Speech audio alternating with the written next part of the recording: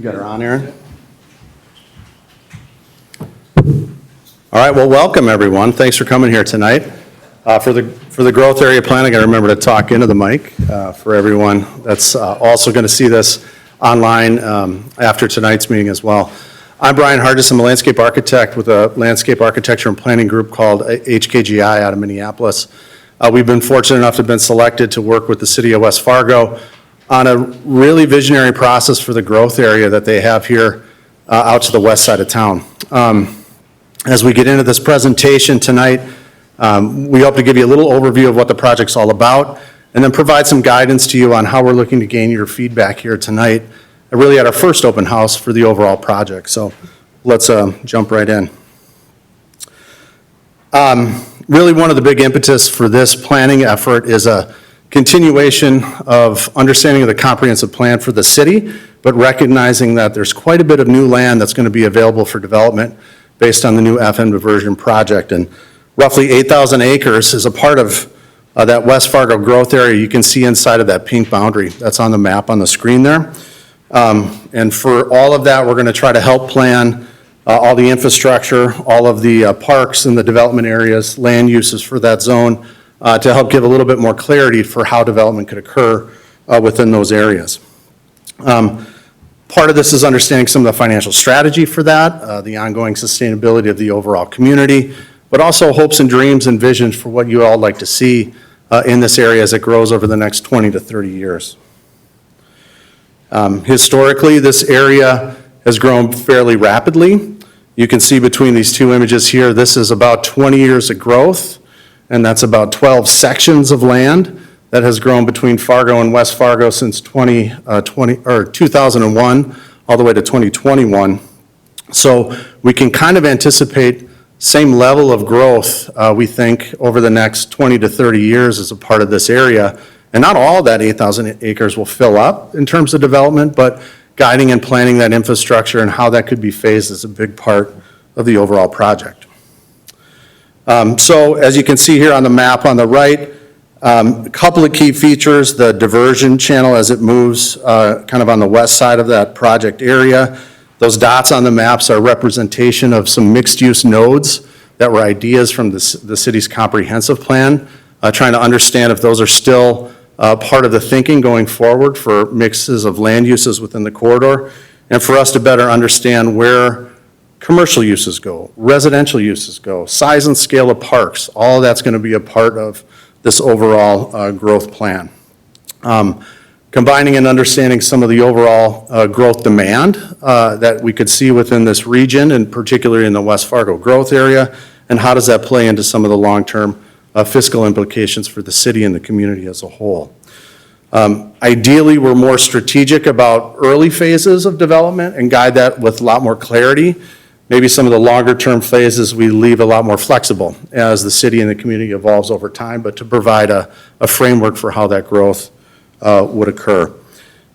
Kevin and I, colleague, we've been up here 2 times here over the last month or so, meeting with a variety of project stakeholders from Planning and Zoning Commission to the City Commission, West Fargo Parks District, a collection of other folks around either the fairgrounds or other locations that have interest in future development. So trying to build that stakeholder engagement along with tonight's meeting, more of the broader community engagement through this process. So we'll be integrating that throughout the overall piece.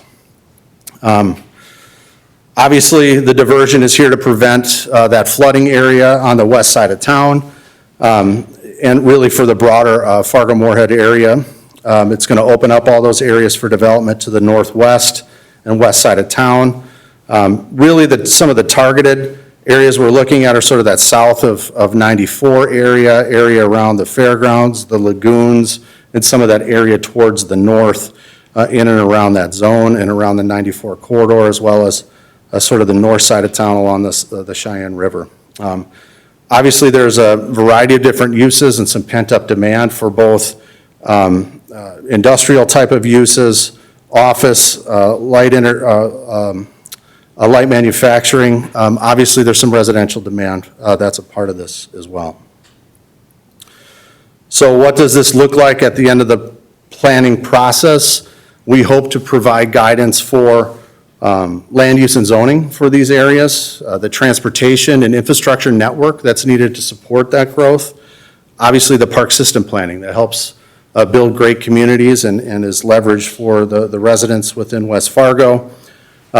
Thinking about those small area plans and those mixed-use nodes that were identified with the comp plan and trying to better integrate how those look and feel, where's the right location for those, and then obviously understanding sort of the costs associated with the infrastructure and the build out of that and managing what that means from a financial capacity for the city. So some big components for all of us to look at as we think about sustainable growth for the community as a whole. I'll quickly just kind of talk through this project schedule. Linearly across that timeline on top, it's really early on, starting with establishing a community vision. What do you all want to see in this location over the next 10 to 20 years? We'll explore some concept ideas within that and have you back to review and critique those ideas. And then from that feedback, be able to distill more of a preferred direction for the community as a whole. All told, I know this font is small on there. This is about a 18-month process that this will take into consideration. We hope to be back here probably in the September timeframe with some concept alternatives for the community to review and look at. And then from there, be able to, again, vet this through a variety of the community stakeholders, general public as well, and then come back and probably about early 2026 with key recommendations going forward. Kevin. Sure. All right. So as Brian had mentioned, I think the last couple decades for the city of West Fargo have been defined by pretty explosive growth. Going from 15,000 people in 2000 to north of 40,000 people. As the diversion goes in and more of that land opens up, we expect that will likely continue.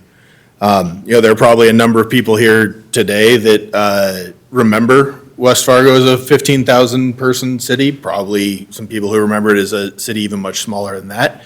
So there's a kind of a wide variety of perceptions of what the city is and what the area is.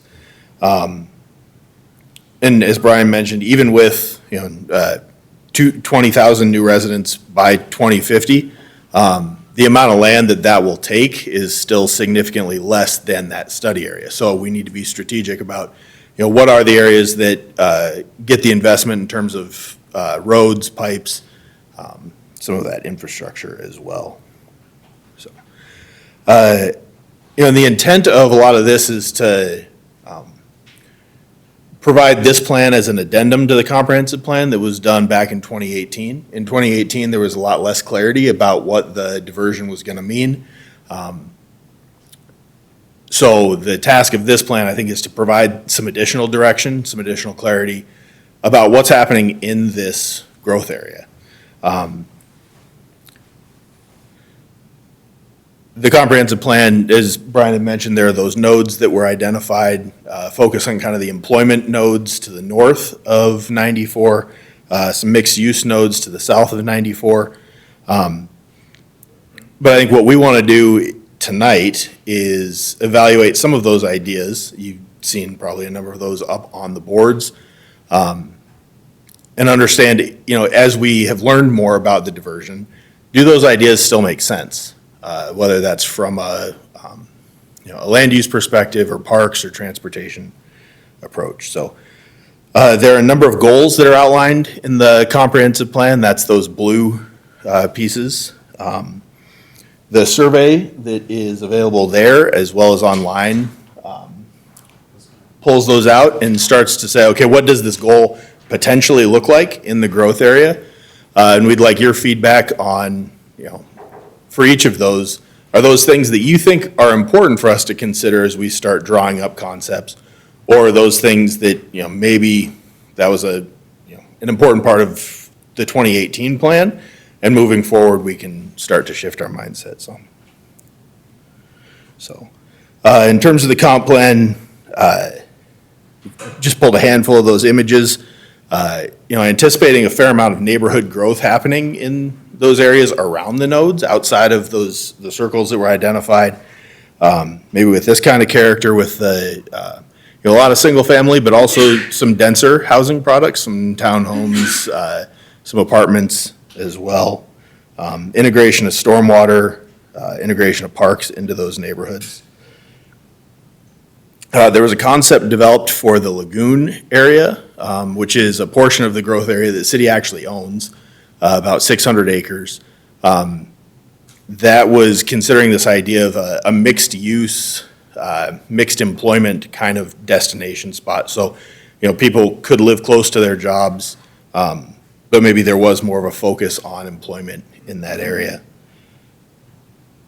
And then in those mixed use nodes, thinking about kind of the character of those, what does that look like?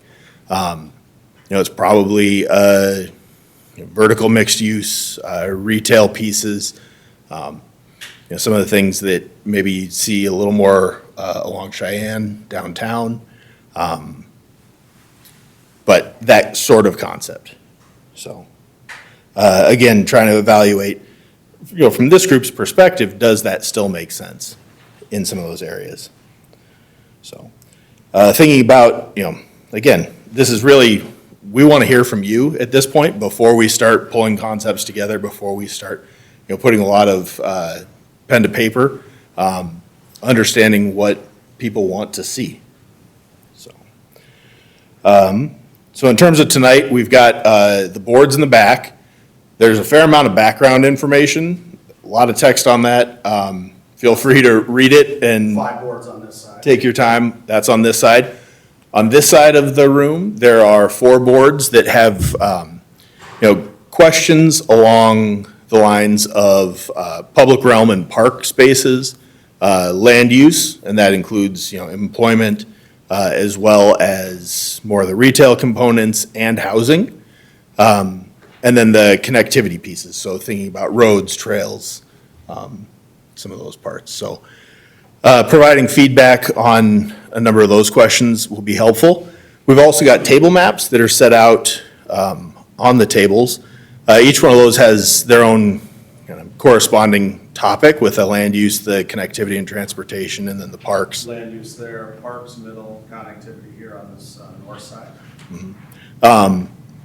Brian, myself, and then Brent, who's in the back, will be able to, we'll be at those tables, taking notes, questions, ideas, things that come up. We've got a bunch of sticky notes on those. So feel free to meet us back there and we can chat. There's the paper survey. There's also an online version as well. And then if there's more information that you'd like, feel free to visit the website linked from the city's website as well. So, Yeah, I encourage you to spend some time with the website. There's all the information that you see here tonight is going to be on that website as well. That will continue to update throughout the life of the project. That's where we'll share concepts and ideas that we generate here over the next few months, collection of those ideas, and just document the process of how this planning effort evolves over the next year or so. So with that, is there anything else? that Does we'll it. see you back there. See you back there.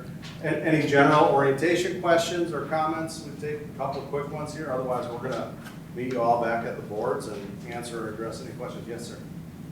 For the survey, is there a timeline when you want that done by? We're hoping to have that open for the next 3 weeks after this meeting. So it'll be online. We'll probably have a second one that will come in time more to the concept evaluations as well. But that time frame hopefully gives people enough time to digest all the background information and makes them